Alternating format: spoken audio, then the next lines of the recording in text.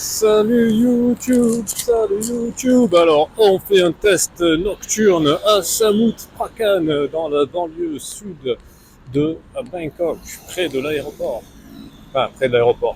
À vol d'oiseau, parce qu'en vrai, c'est quand même la merde pour aller à l'aéroport. En fait, non, il y a un super tips pour aller à l'aéroport d'ici, c'est de prendre le MRT et ensuite de changer à Wamak. Et ensuite, on a le ART. Voilà, direct. Bon, bref. Je vous fais cette petite vidéo parce que c'est ma petite promenade nocturne. J'ai passé la journée à travailler, à coder, à programmer, etc., etc. Et du coup, j'avais envie de prendre l'air parce que en fait, les condos, il y a tout ce qu'il faut et on peut rester des lustres dans le condo sans bouger du tout. Et à un moment donné, il faut sortir quand même. Et là, aujourd'hui, il y a un petit peu de bonne qualité de l'air. Donc j'en profite parce que comme ça, j'ai pas le masque. Donc je peux parler. Donc j'espère que le son il sera pas trop éclaté parce que c'est quand même pas mal le bordel. Parce que même si aujourd'hui il n'y a pas trop de pollution de l'air, il y a la pollution sonore toujours. À Bangkok, il y a toujours la pollution sonore. Voilà. Et donc aujourd'hui, je voudrais parler de pas mal de sujets. Bon, déjà normalement sur la chaîne, vous avez vu, il y avait déjà eu 2 vidéos au moment où j'enregistre cette vidéo, et il va y en avoir d'autres qui vont arriver. Mais là, je voudrais discuter avec vous d'autres sujets un petit peu plus légers par rapport au voyage. Parce que ça fait un petit moment que j'ai pas fait de vidéo par rapport au voyage. J'espère vraiment que le son sera bon. On va voir ça. Parce que je voudrais faire du montage pour réduire le bruit. Mais au pire des cas, si le son est dégueulasse, je referai la vidéo. Mais comme j'ai les idées, l'inspiration, il faut le faire au moment où on a l'inspiration. Et en même temps, ça vous permet de voir un petit peu Bangkok by night, mais les endroits qu'on vous montre pas, parce que là techniquement c'est pas Bangkok, c'est Samut Prakan. Bon, c'est toujours connecté au réseau de transport, donc du coup ça change pas grand chose, si ce n'est que vous payez beaucoup moins cher en fait. Ce qui change beaucoup quand même en fait.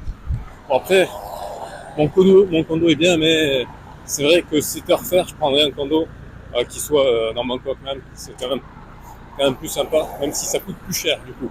Oui, parce qu'après le problème aussi, c'est que là je m'aperçois que je me suis laissé aller à un petit rythme allez, on va dire le mot, un petit rythme de branleur quand même, parce que comme il y a tout qui est pas cher, etc., c'est pas très motivant de bosser dur. Enfin, plutôt, c'est même pas la question, parce que je bosse dur, mais c'est pas très motivant d'aller chercher l'argent quand même. Et pourtant, il faut aller chercher l'argent. Il faut aller chercher l'argent parce que là, je sais pas si vous avez vu les cryptos, mais plein de sang sur les cryptos. Alors, si vous avez du cash, c'est le moment de renflouer les stocks de cryptos parce que ça vaut que dalle. Alors, j'ai pas regardé avant de faire la vidéo, mais il me semble que hier j'ai regardé, c'était que du rouge. Mais bon, moi j'ai pas de cash, donc rien du tout. C'est même l'inverse. C'est même l'inverse. À un moment donné, j'étais là, putain, peut-être faudrait que j'en vende un peu, etc. Heureusement pour moi, j'ai résisté à la tentation parce qu'en fait, c'est ça le truc. Et c'est de ça dont je voulais vous parler aujourd'hui. C'est que fondamentalement, ouais, c'est sûr, c'est toujours mieux de gagner plus. On va pas se mentir. Mais la vraie chose à comprendre, et c'est aussi ça l'intérêt de vivre vraiment à la locale, c'est d'apprendre à gérer et à dominer ses désirs. Parce que Bangkok, les gars, vous n'êtes pas prêts. Vous n'êtes vraiment pas prêts. Parce que la tentation, elle est partout. La tentation, elle est partout. Donc c'est vraiment, c'est vraiment la guerre de la tentation. Parce qu'en fait, j'ai remarqué, parce que il y a l'algorithme de YouTube qui me propose beaucoup de vidéos de vlogueurs français et tout qui viennent à Bangkok, etc. Et que je les vois, ils crament, etc. Notamment, j'ai beaucoup aimé l'énergie du vlog de Nicolas. Je vous mettrai le lien. Bon après, franchement, par rapport à mes vidéos, c'est l'antithèse totale. Le mec, c'est monsieur zéro cerveau. Mais ce qui est hallucinant, c'est que, mais il le dit lui-même en fait. Et en fait, mais malgré ça, le mec, c'est zéro cerveau. Il sait même pas parler anglais. Et il a pu se démerder à faire plus de trucs que ce que j'ai fait moi. Je le dis en toute humilité.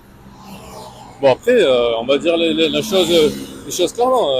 Apparemment, c'est ses abonnés qui lui ont payé le voyage. Donc, quand on voit les hôtels qu'il s'est pris, waouh. Certes, il est pas resté longtemps, mais quand même, il s'est pris la première classe, business class, etc. Enfin, l'argent, ça va quoi. Moi, je suis un clochard à côté. De toute façon, en règle générale, je suis un clochard, on va dire les choses clairement. Sinon, je serais pas là. Sinon, je serais dans les trucs bling bling et tout. Mais n'empêche que être un clochard, c'est un avantage.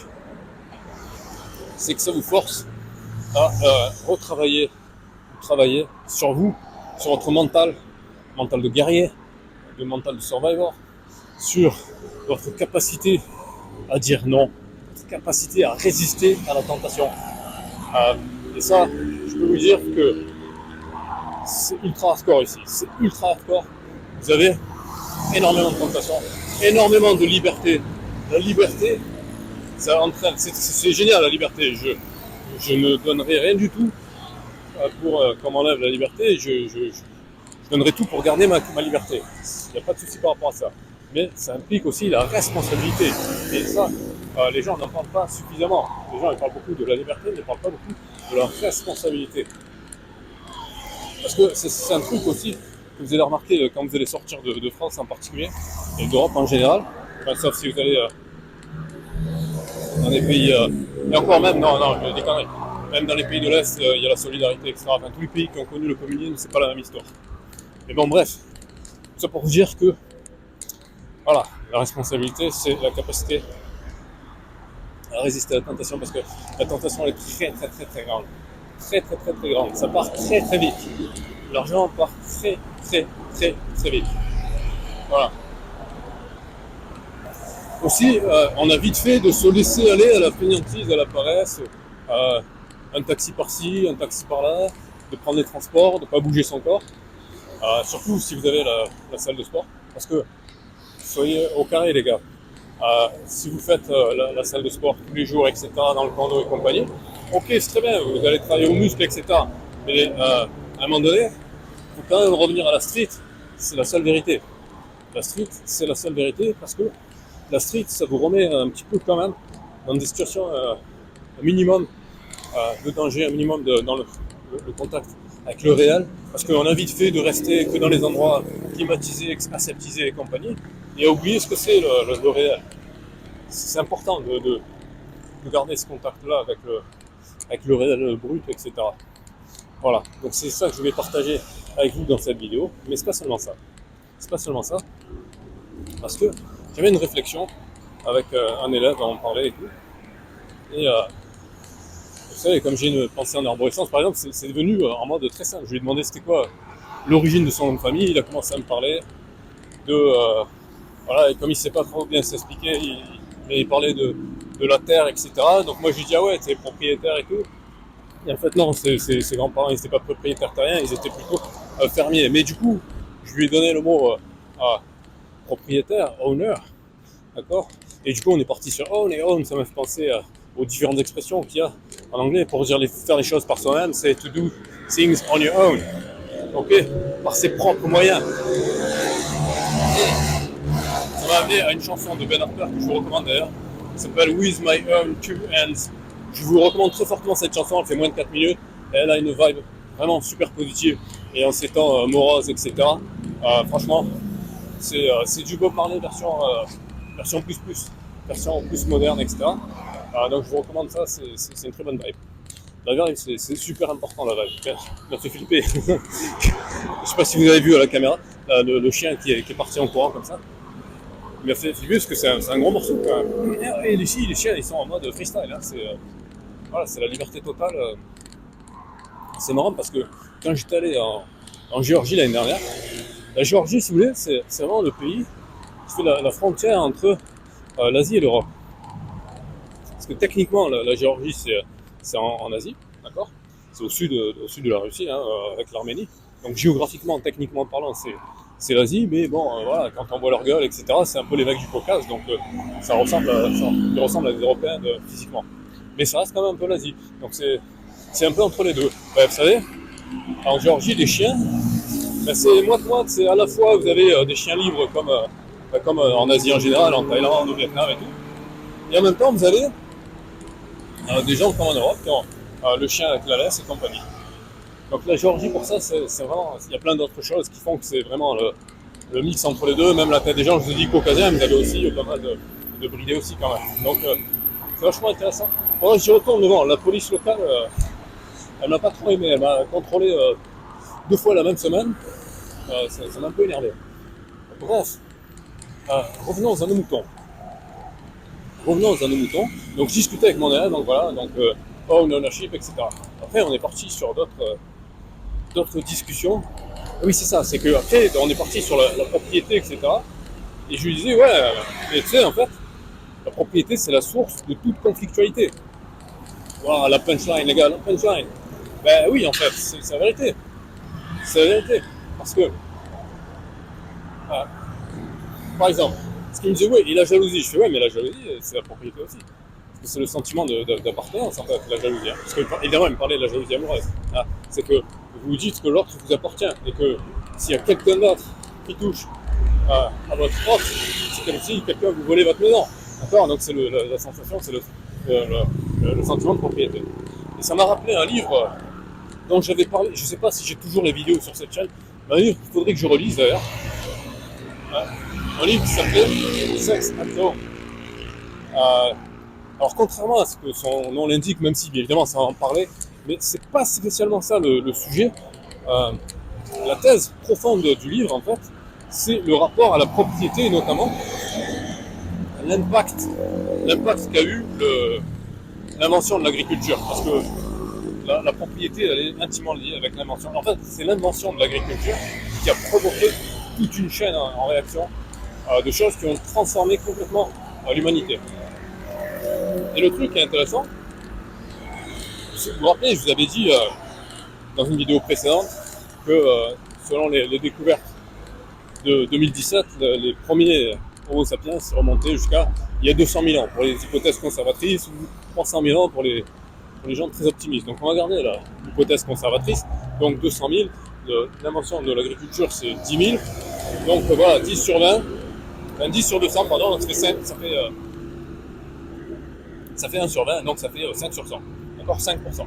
Okay, donc le monde tel qu'on le connaît depuis l'agriculture, ça fait 5% de la durée de l'existence d'Homo sapiens. Donc Homo sapiens, ça a été 95% du temps totalement nomade. Donc ça veut dire que le mode par défaut, la nature profonde des humains, c'est d'être nomade. D'accord.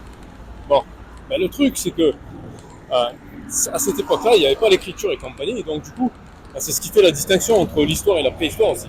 Parce que à partir du moment où les gens ils se posent pour inventer l'agriculture, d'accord, et donc ils se sédentarisent, ben, ils ont besoin de compter le cheptel, donc l'invention du calcul, hein, parce que le calcul précède l'écriture en fait. Et après l'écriture pour tenir les registres de compte, ce genre de choses. Et donc c'est à partir de là qu'on a l'histoire et compagnie. Et du coup, c'est pour ça aussi que les historiens, ben, ils parlent beaucoup plus de ce qui se passe à partir de là qu'avant, parce qu'évidemment, avant, on n'a pas les traces. Mais il y a un truc qui est intéressant, et c'est là où l'anthropologie et l'ethnologie est très, très, très riche comme science, c'est que des chasseurs-cueilleurs, ben, ça existe encore. Il n'y en a pas beaucoup, c'est vrai, mais ça existe encore. Vous avez des domaines reculés au fin fond de l'Amazonie, au fin fond de l'Afrique, au fin fond de l'Océanie également. Les papous, ce genre de tribus, bien que les papous, ils ont, je crois, commencé à être en contact avec les Occidentaux, et donc malheureusement, ces tribus-là. Mais ces gens-là, si vous voulez, c'est ça le mythe du bon sauvage de Rousseau, mais sauf que là, c'est pas le mythe, c'est la réalité. Ces gens-là vivent très probablement de la façon dont tous nos ancêtres, sans exception, vivaient. C'est-à-dire que c'est ça alors ça c'est ma théorie à moi. Mais à mon avis, le fameux Éden perdu, d'accord, parce que le jardin d'Éden, en fait, alors on refera une vidéo avec Grok et compagnie où on débunkera un petit peu tous les mythes historiques, mais le jardin d'Éden, je vous le dis en spoiler alerte, ça n'a pas été inventé avec la Bible, ça a été piqué aux Sumériens. Les Sumériens, malheureusement, donc les Sumériens, Mésopotamiens, Babyloniens, tout ça c'est les mêmes, c'est l'Irak. C'est ceux qui sont malheureusement les mal-aimés de l'histoire. Plutôt, quand je dis les mal-aimés de l'histoire, les mal-aimés de l'histoire écrite. On leur a pas, il y a des insectes partout, on leur a pas rendu hommage à leur juste valeur. Bon bref, donc tout ça pour dire que je pense que je vais faire un montage parce que là je vais arriver au condo et je vais peut-être pas parler, enfin c'est pas, on va voir.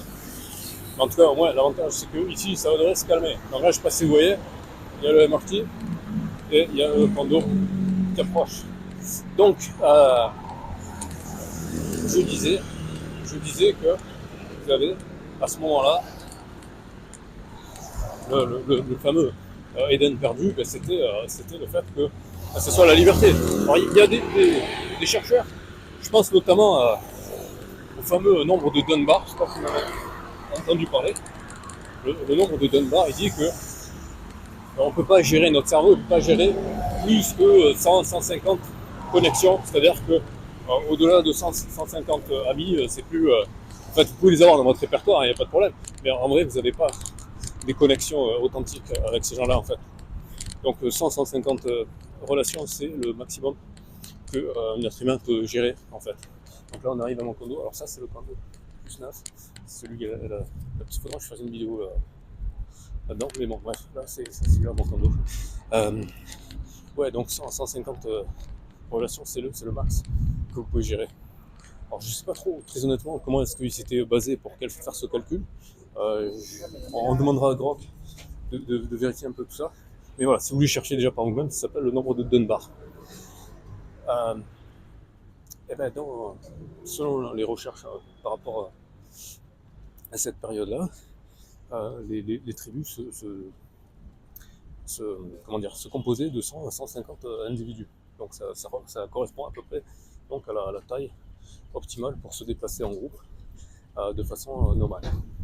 Voilà. Donc c'est un peu ça la thèse du bouquin, c'est de dire que avant l'invention de l'agriculture, fondamentalement les gens étaient nomades. Et quand on dit nomade, c'est pas justement toutes les choses auxquelles on pense maintenant, ça n'a rien à voir avec les digital nomades, ces genres de trucs. C'est le vrai nomadisme dans le sens de, si vous voulez, le sens de pas de propriété et dans le sens de, en fait, la liberté absolue en fait. Allez, vous allez voir ma boîte aux lettres, ou pas. Non, j'ai rien, donc vous n'allez pas la voir. Vous allez voir les boîtes aux lettres, etc. Bref. Ok, donc là il va arriver. Donc, je vais remettre le. Alors, je sais pas si. Voilà, parce que le but du jeu aussi, c'est de jouer au jeu que vous ne voyez pas. Donc, c'est fait exprès que je filme les choses que vous ne pouvez pas me voir. Voilà, c'est mon petit jeu. Donc, je disais. Ouais, je disais que. Parce qu'en fait, j'aime pas parler quand il y a des gens autour de moi. Même si je sais qu'ils comprennent pas. Ça, c'est aussi un truc que, à force de voyager dans des pays où les gens ne parlent pas le français, on prend des habitudes, mais encore que moi je suis pas de ce genre-là. Il y en a, ils s'amusent à dire des gros mots exprès parce qu'ils savent que les gens ne comprennent pas. Moi je fais pas ce genre de délire, je trouve que c'est un peu con. Donc j'essaie de toujours rester normal en fait. Voilà. Raisonnable. Voilà, on va mettre de la lumière. Et nous voilà à la maison. On va poser les trucs. Voilà, vous allez voir mon petit repas en mode El Classico 7-Eleven. Le 7-Eleven, c'est un magasin en Europe. À Stockholm, il y avait des 7-Eleven. Et c'est le seul pays d'Europe où j'en ai eu. Après, je n'ai pas vérifié, mais voilà, c'est le seul pays d'Europe. Alors, aujourd'hui, on va se faire 100% carottes, pommes et fruits de la passion. Voilà, ça fait un apport en fruits et légumes. Ça, ce sera pour demain, pour le sport. Voilà. Je préfère celui au thé, mais je ne l'ai pas retrouvé. Voilà, là nous avons Stir Fried Chicken and Garlic with Rice. Et ça vaut rien du tout, ça vaut vraiment rien du tout. Alors ce qu'on va faire, c'est qu'on va vous mettre... qu'est-ce qu'on pourrait vous mettre qui pourrait vous passionner? On pourrait vous mettre là. On pourrait vous passionner là. Voilà. Vous allez vous passionner comme ça, parce que j'ai le micro qui est près de moi, qui est déconnecté du téléphone, donc en fait, de toute façon, c'est ma voix que vous écoutez. Vous pouvez aller faire vaquer à beaucoup d'occupations et simplement écouter. Alors on va lancer le micro-ondes et ensuite on va se poser dans le canapé tranquille. Et je vais remettre la clim parce que là, il fait chaud. Il fait chaud. Il fait chaud, il fait chaud. Voilà, donc, je vous disais. Bon. ça c'est lancé. On va enlever les sockets également. On va aller se laver les mains également parce qu'on a touché l'argent. Donc on va se laver les mains. Puis après, je sais pas. Ouais, il est encore tôt, j'irai peut-être faire piquer une tête. Peut-être que je vous amènerai à la piscine. Donc, je pense que je ferai peut-être plusieurs vidéos ou du montage, enfin on verra bien. Alors, je sais plus ce que j'étais en train de dire. Dites-le dans les commentaires. Alors, oui, c'est ça, la propriété. Donc, oui, donc, il y a des gens, mais j'en ai parlé dans une vidéo, le fameux communisme primitif, etc. Mais c'est pas trop ça, en fait, que je voulais parler. Donc, maintenant qu'on est à l'intérieur, on peut dire des choses. C'est que dans la thèse du livre, le livre, je vous rappelle, hein, il s'appelle Sex and Down. Donc, à un moment donné, ça parle de sexe quand même, hein, même si c'est pas la thèse principale du livre. Merde. Je vous ai martyrisé, excusez-moi. Alors, on va se poser tranquillou. Et comme ça. Alors, attendez, là, je tiens avec là. Alors, j'espère que... Alors, avec les moyens du bord, j'espère que je vais pas trop renifler, parce que le micro, je le tenais avec les dents, et donc, il soufflait avec le nez. Donc, je vais finir là-dessus, parce que j'ai faim, en fait. Grosso modo, c'est une version ultra simplifiée. Les gens spécialistes dans les commentaires, commencez pas à saouler, ou quoi que, faites-nous votre cours, voilà, faites-nous votre cours, il n'y a pas de problème. Donc, en gros, la version ultra simplifiée, c'est qu'il y a deux types de singes qui... L'humain est en fait un mix entre les bonobos et les chimpanzés. Voilà, c'est ça l'idée principale. Donc d'un côté, vous avez le bonobo qui va résoudre les problèmes par le sexe, et vous avez de l'autre côté les chimpanzés qui vont résoudre les problèmes par la guerre. Et en fait, vous savez, l'image de l'ange sur l'épaule gauche et le démon sur l'épaule droite, ou l'inverse, ou peu importe, et en fait, c'est plutôt le bonobo et le chimpanzé. Les humains sont comme ça. C'est pour ça que ce sont à la fois des obsédés et à la fois des guerriers. Voilà, voilà. Je vous laisse méditer là-dessus et à très bientôt pour une prochaine vidéo.